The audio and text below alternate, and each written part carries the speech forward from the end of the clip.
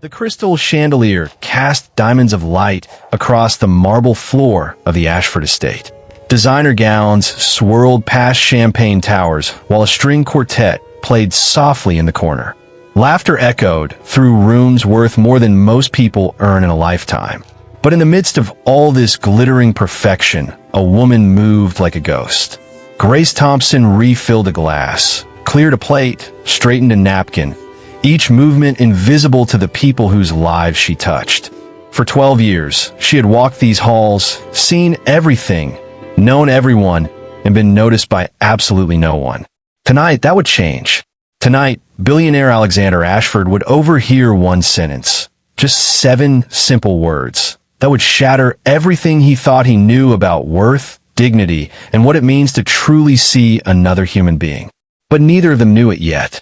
The man who had everything stood surrounded by admirers, and the woman who had been invisible for 12 years moved silently past him, carrying a tray.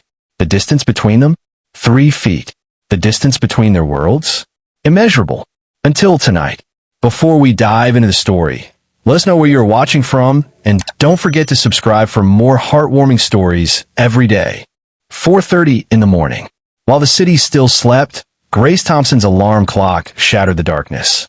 She rose without complaint, as she had for 12 years, and prepared for another day of being invisible. The bus ride took 40 minutes. Grace sat by the window, watching the neighborhoods change from modest to magnificent, from streetlights to security gates. She clutched her worn bag and thought about her daughter's upcoming graduation. 2 more shifts, and she could afford the train ticket to attend. The servants' entrance to the Ashford estate was hidden behind perfectly manicured hedges. Grace punched her code. She'd memorized it years ago, though no one had ever asked if she needed help remembering.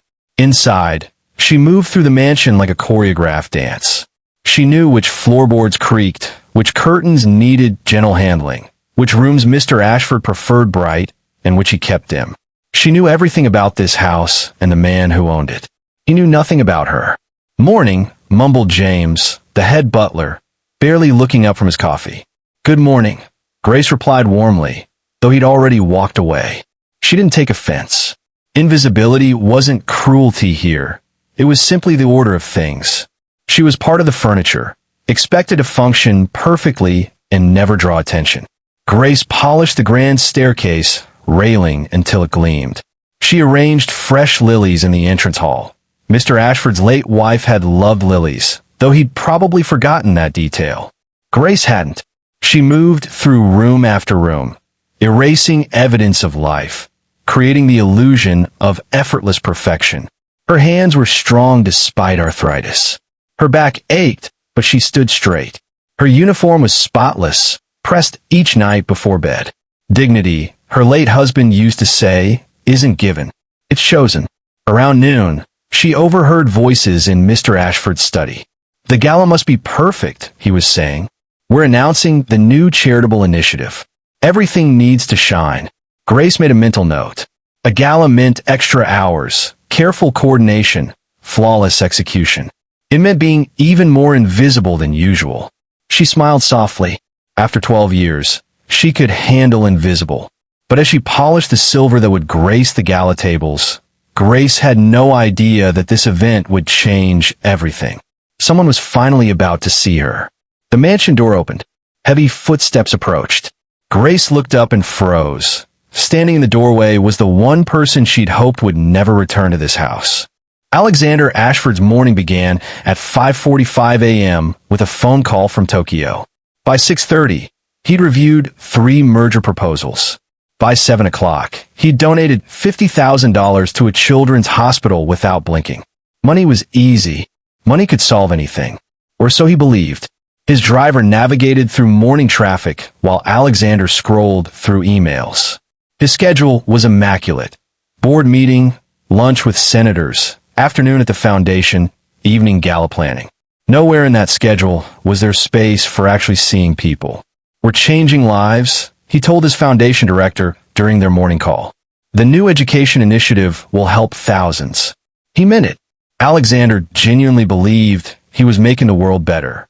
He wrote checks, cut ribbons, gave speeches about opportunity and hope. But he'd never actually met the people his money helped. They were statistics, success rates, quarterly reports. They weren't real to him. Not yet. His assistant briefed him on the gala as they entered the Ashford estate. "Everything's on schedule, sir. The staff has been preparing for weeks."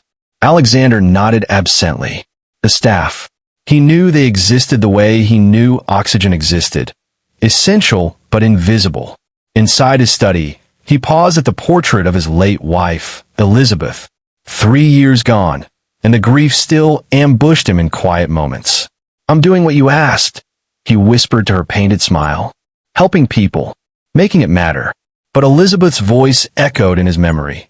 "Darling, you're so busy helping humanity, you forget about humans." He dismissed it then as one of her philosophical moods. Now, alone in his mansion, the words haunted him. His phone buzzed. His daughter Claire, texting instead of calling. "Dad, I'm visiting Friday. We need to talk." Alexander sighed. Claire had been distant since Elizabeth's death. She'd called him generous but absent at Christmas. The words had stung because they were true. He wanted to be a better father. He just didn't know how. "Sir," his assistant appeared. "The caterers need approval on the menu." Alexander waved dismissively. "Whatever they think best. I trust the staff to handle details." The staff. Those invisible people who made his life function seamlessly. In the hallway outside, Grace was dusting a bookshelf, so quiet she might have been a shadow. Alexander walked past her 3 times that afternoon. He never saw her once. How could he? He'd never learned to look. But tonight, at the gala, everything would change. Tonight, he would finally hear what had been said about him all along, by someone who saw everything he refused to see. As Alexander prepared for the gala, Grace received a phone call. Her hands trembled as she listened. "No," she whispered. "Please, not now. Not tonight." Whatever was coming would collide with the gala in ways neither she nor Alexander could imagine. The Ashford estate transformed into a fairy tale. Ice sculptures caught the light. Champagne flowed like rivers. Women in gowns worth thousands glided across floors that Grace had polished on her hands and knees. She moved between them like wine, present but unfelt. "More champagne here." A woman snapped, not looking at Grace's face. "The appetizers are cold." A man complained to the air as if Grace were a malfunctioning machine. Grace smiled politely, fixed the problem, disappeared again. Around her, the wealthy discussed charity with champagne-loosened tongues. "We must do something about poverty," one woman declared, wearing diamonds that could feed a family for years.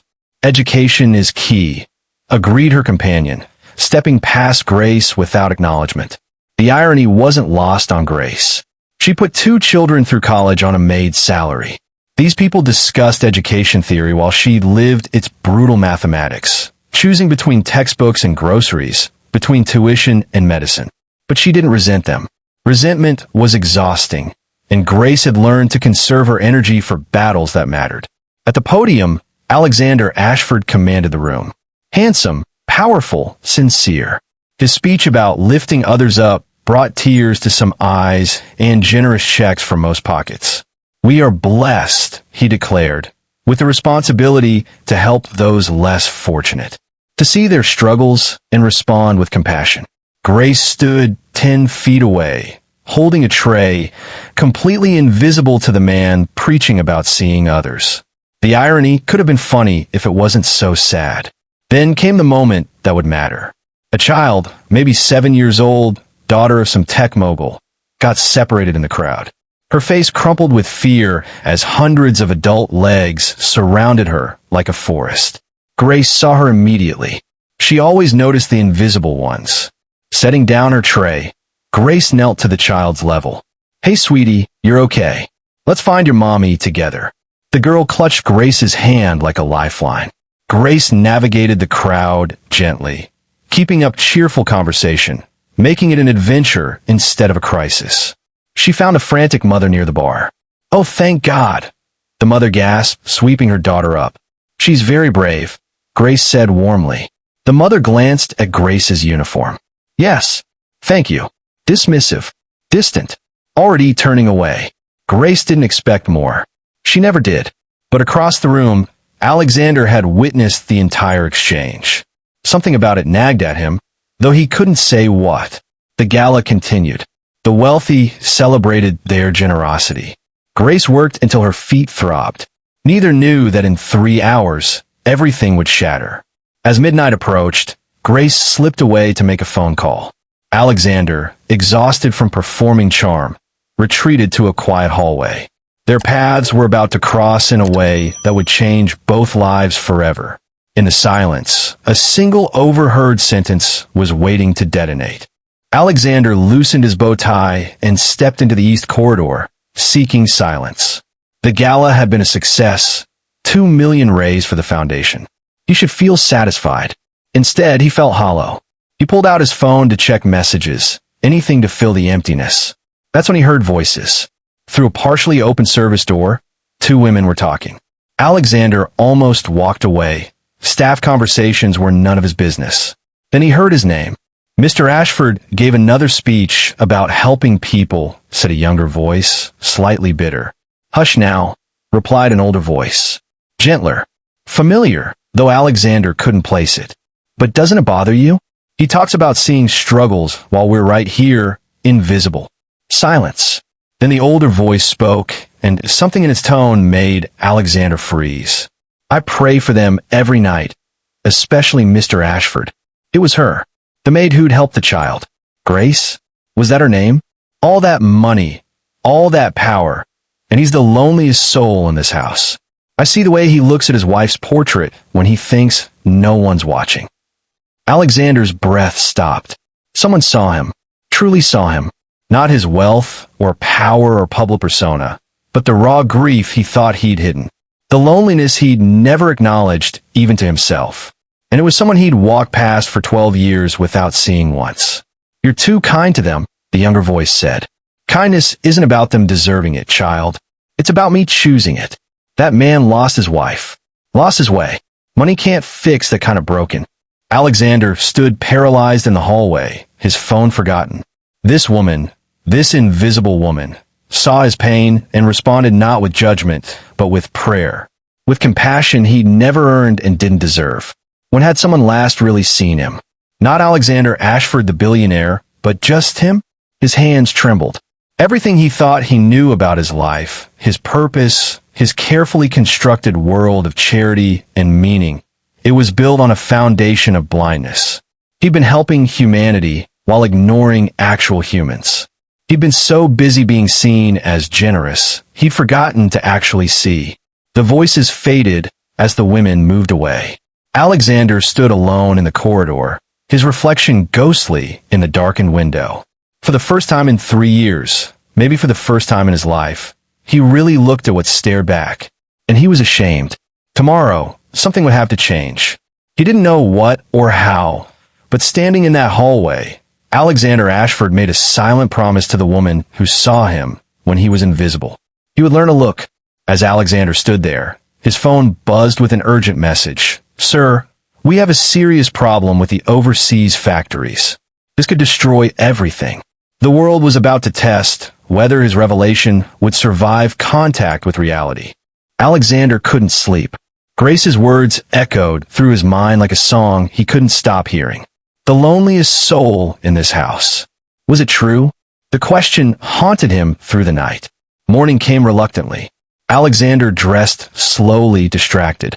When he entered the breakfast room, he saw someone he'd never really noticed before. Grace was arranging fresh flowers near the window. Morning light caught her profile, the dignity in her posture, the care in her movements, the quiet grace in her hands. Good morning, Alexander said. Grace looked up, startled. In 12 years, he'd never directly addressed her. Good morning, sir, she replied carefully. Alexander hesitated. What did you say to someone you'd made invisible? Thank you. For the flowers. They're beautiful. Grace's eyes widened slightly. You're welcome, sir. An awkward silence stretched between them. I'm sorry, I don't think I know your name, Alexander admitted, shame heating his face. Something flickered in Grace's expression. Surprise, maybe sadness, but also kindness. Grace Thompson, sir. I worked here 12 years. 12 years. The number hit him like a punch. 12 years, he repeated softly. I'm sorry I didn't.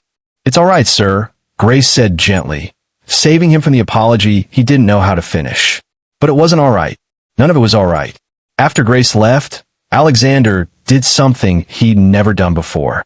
He opened the household files and looked up her employment record. Grace Thompson, age 55, hired 12 years ago. Perfect attendance. Never a single complaint. Wages that made Alexander wince. How did anyone survive on that? Emergency contact. Claire Thompson, daughter. Wait. Claire? Is Claire? Alexander called his daughter immediately. Dad? It's early. Do you know Grace Thompson? A pause. Grace? Of course. She's been like family since Mom died. Why? I never. Alexander struggled with the words. I never knew. You never asked, Claire said quietly.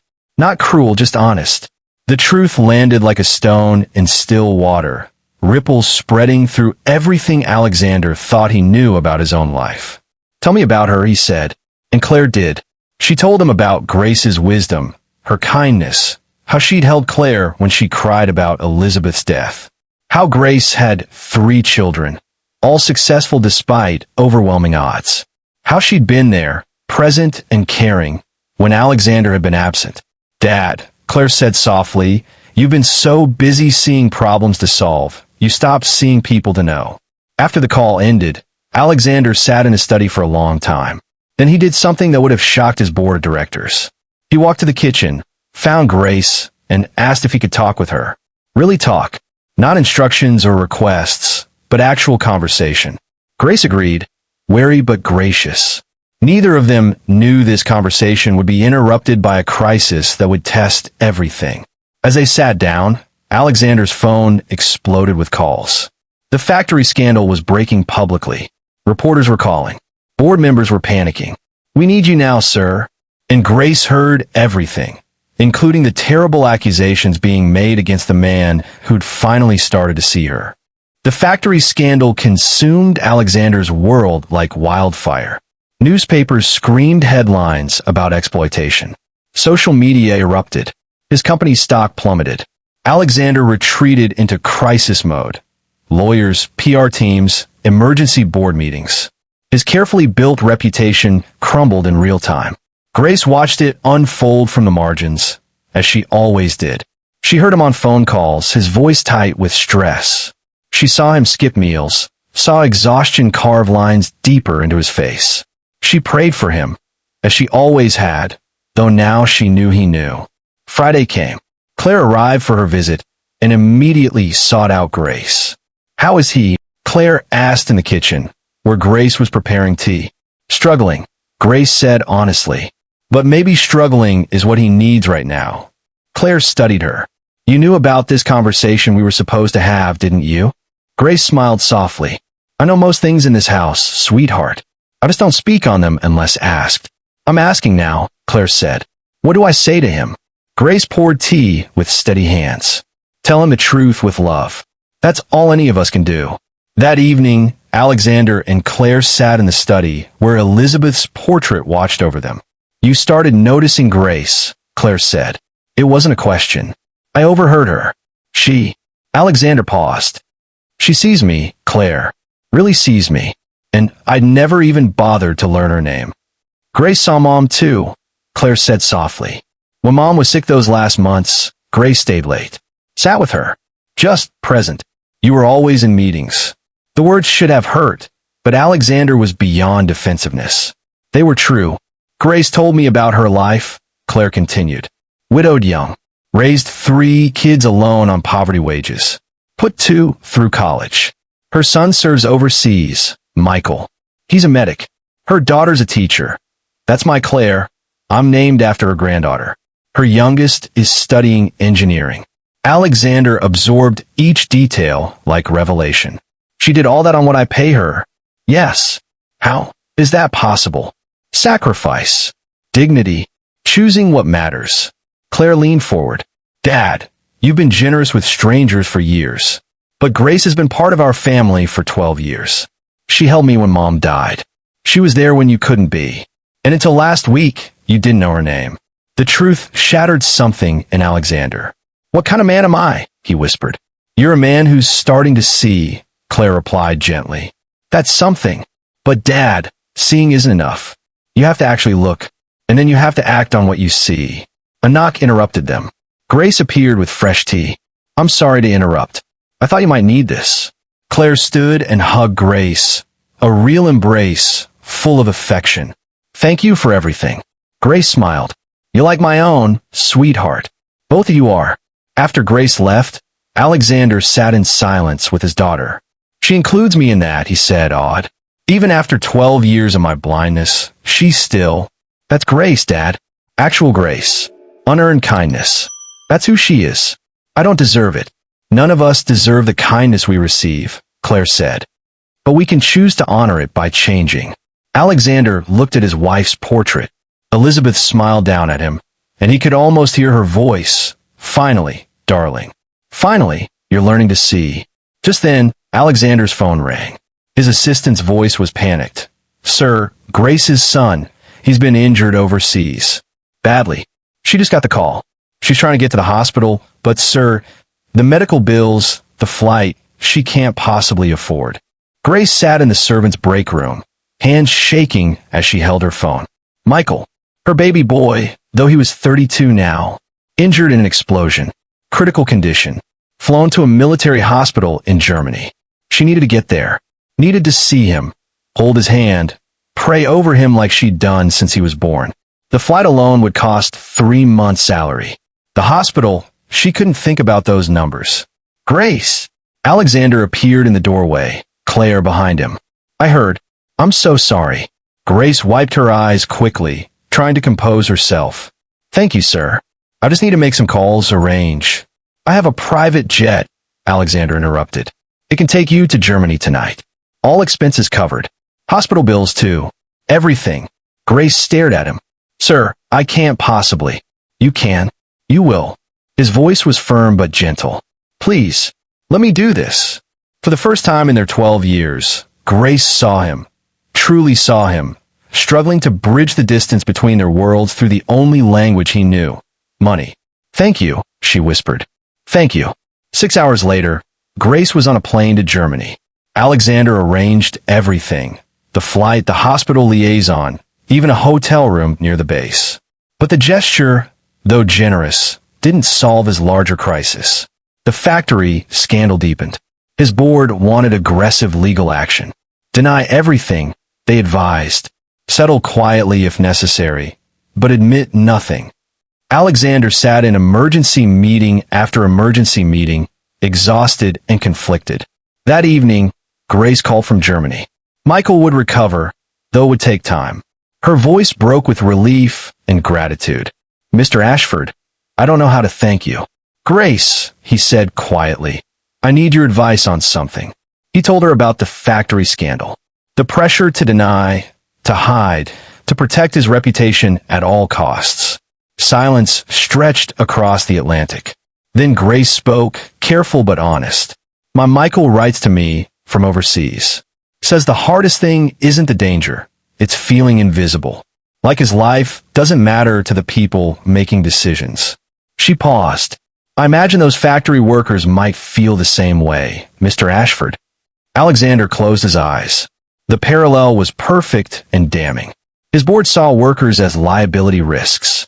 He'd seen poverty as a problem to solve with donations, not people to actually know or be accountable to.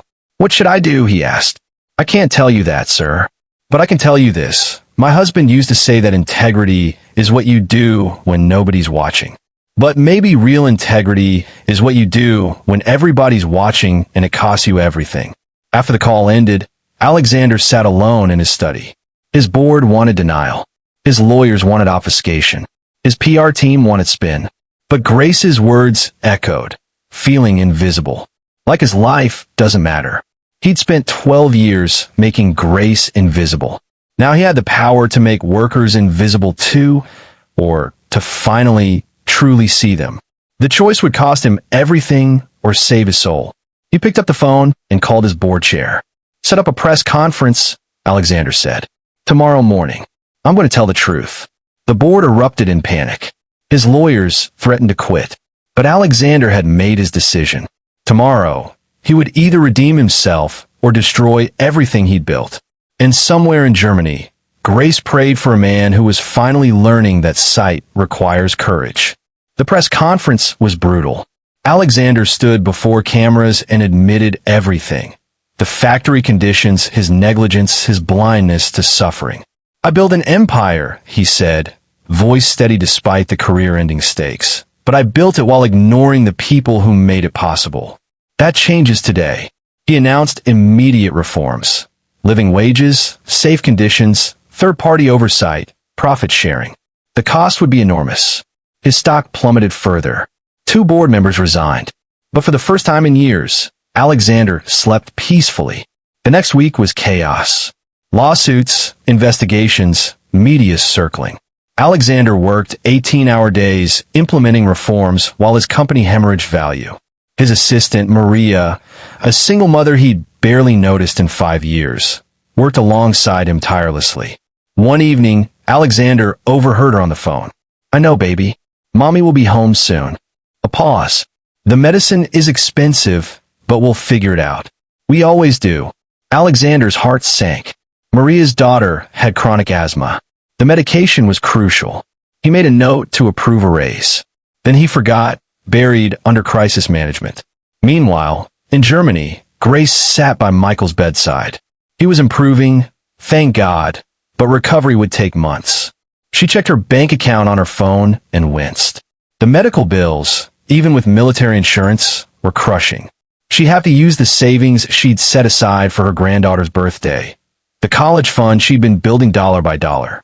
That night, Grace overheard nurses talking about Maria's daughter back in the States. A friend of a friend situation. The medications were impossibly expensive, and insurance wouldn't cover the new prescription. Grace knew that struggle intimately. She'd lived it. She sat by Michael's bed, praying, and felt a familiar pull in her spirit. That quiet voice that had guided her through poverty and widowhood and impossible choices. "Get what you have." "But Lord," she whispered, "it's all I have for Maya's birthday." "Get what you have." The next morning, Grace transferred $500 anonymously to a medical fund for Maria's daughter. It was nearly every dollar she'd saved for her granddaughter. She cried after hitting send. Then she felt peace. 2 weeks later, Alexander discovered it by accident. He was reviewing Maria's file, planning her raise, when he saw a notification about the medical fund. Someone had anonymously donated. He traced the payment out of curiosity. The account belonged to Grace Thompson. Alexander sat frozen, staring at the transfer date. It was the day after he'd helped Grace get to Germany.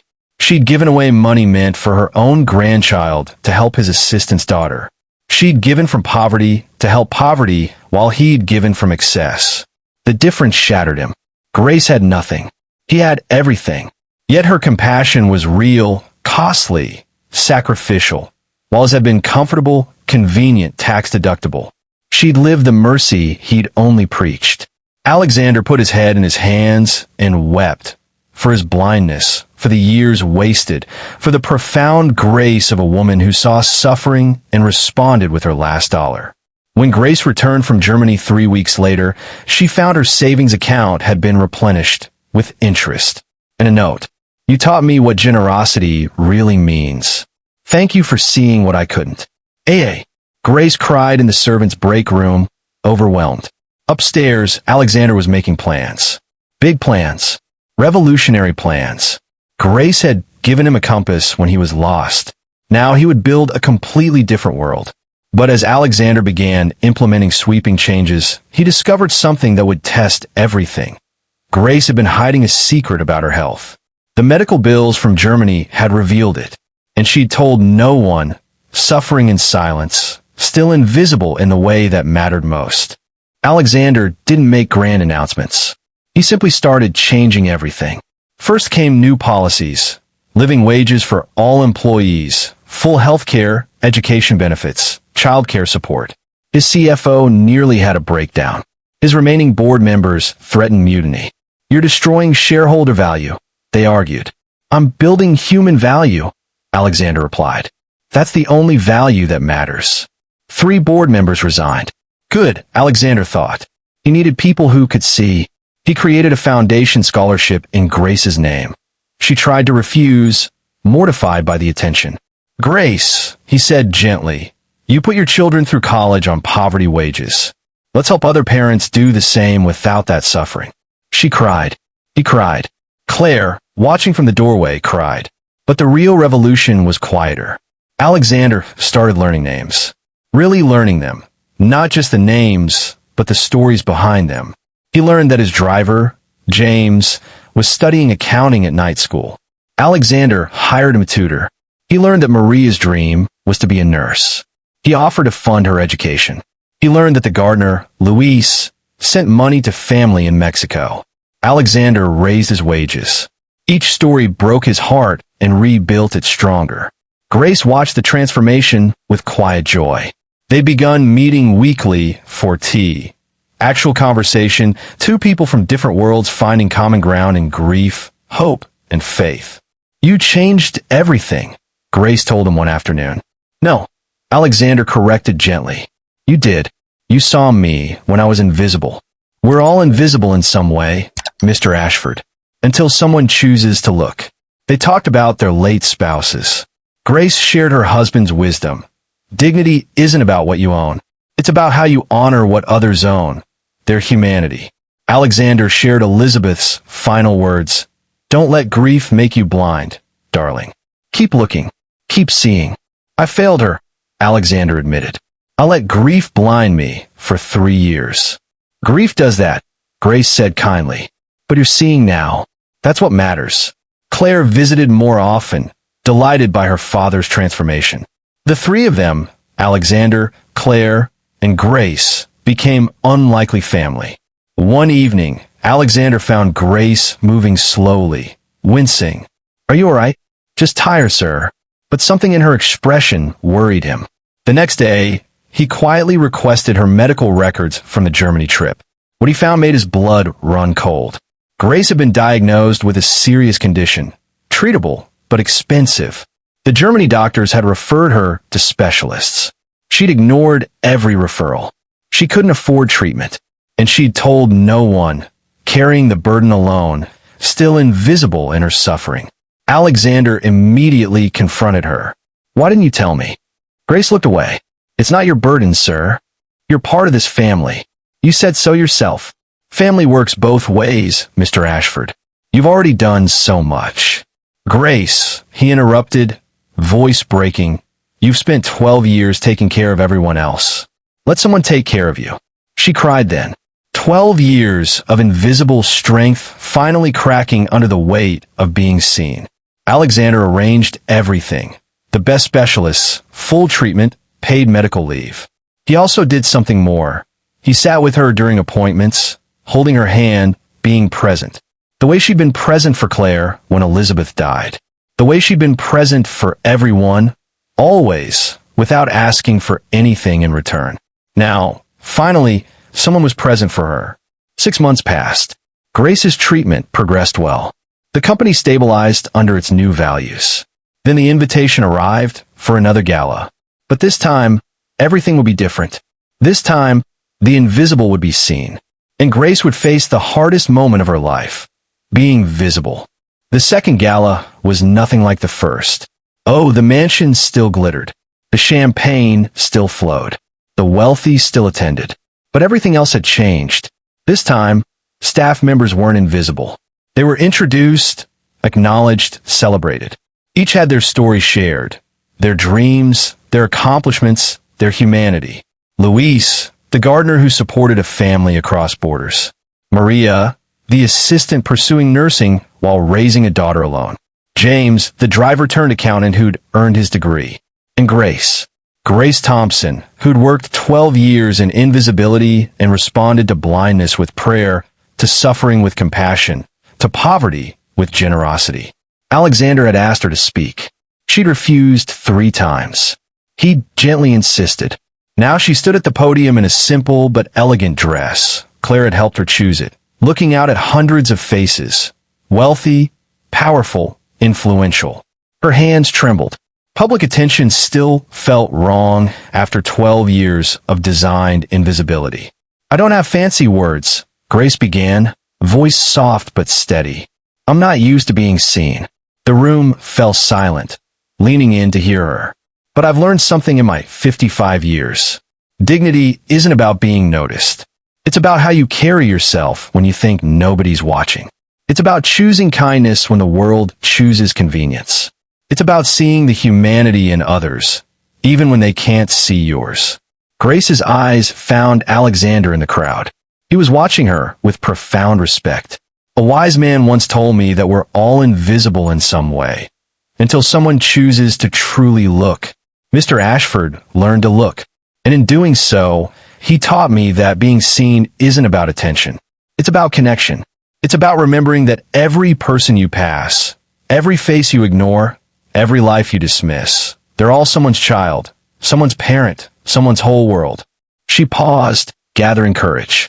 "I spent 12 years invisible in this house. I don't say that with bitterness. I say it with gratitude, because that invisibility taught me to see others who were invisible too. And when Mr. Ashford finally saw me, he didn't just change my life. He changed his own. That's the real miracle. When we choose to see others, we become more fully human ourselves." The applause was thunderous. Grace stepped down, overwhelmed, and Claire hugged her tightly. But the evening wasn't over. Alexander took the podium, but he didn't give a speech. Instead, he removed his jacket, rolled up his sleeves, and picked up a champagne bottle.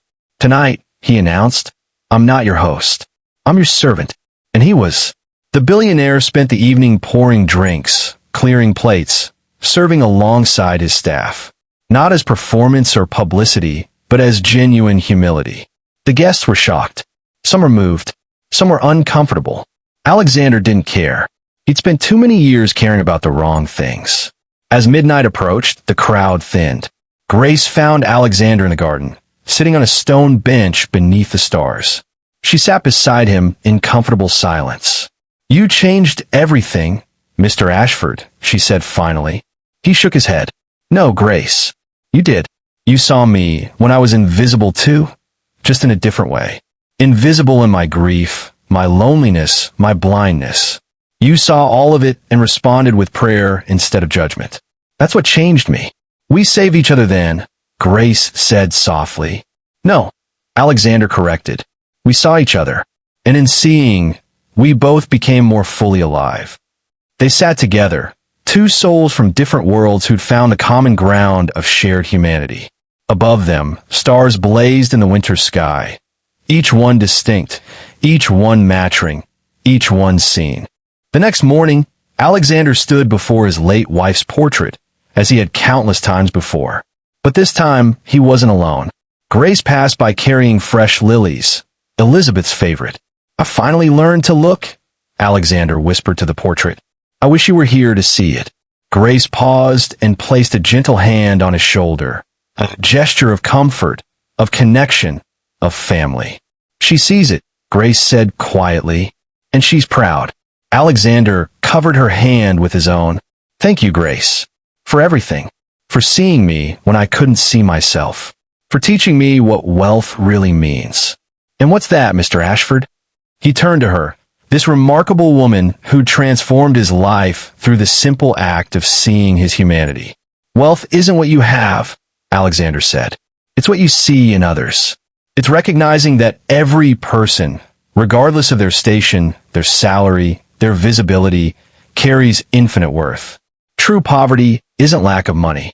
It's lack of sight. And the greatest privilege isn't what we own, but our capacity to honor the humanity in others." Grace smiled, her eyes bright with tears. "You learned well. I had a good teacher." They stood together in the quiet mansion, no longer billionaire and maid, no longer invisible and visible, but simply two human beings who'd learned the most important lesson of all. We are all invisible until someone chooses to truly see us. And in that seeing, that genuine recognition of another's humanity, both the observer and the observed are transformed. This is the essence of love. This is the meaning of family. This is what it means to be fully, completely, beautifully human. Grace squeezed his shoulder once more, then continued on her way, no longer invisible, but seen, valued, and loved. And Alexander stood before his wife's portrait, finally understanding the lesson Elizabeth had tried to teach him years ago. The loneliest souls aren't those who have nothing. They're those who have everything but can't see the wealth that surrounds them in the faces of others. He could see it now, and it changed everything. Moral lesson. True wealth is measured not in possessions, but in our ability to recognize the inherent dignity and worth in every human being. We are all invisible in some way until someone chooses to truly see us. And in that seeing, both the observer and the observed are transformed. The greatest poverty is not lack of money, but lack of sight. The greatest privilege is not what we own, but our capacity to honor the humanity in others, especially those society teaches us to overlook. Dignity isn't given by position or wealth. It's chosen through how we treat others when no one is watching. Compassion isn't about grand gestures. It's about small acts of recognition that say, I see you. You matter. Your humanity is as valuable as mine. When we finally learn to see each other, truly see beyond uniforms and titles and wealth and status, we discover that we're all connected by the same fundamental need, to be recognized as human, to matter, to be seen. This is the revolution that changes the world. One person choosing to see another, and in that seeing, both becoming more fully alive.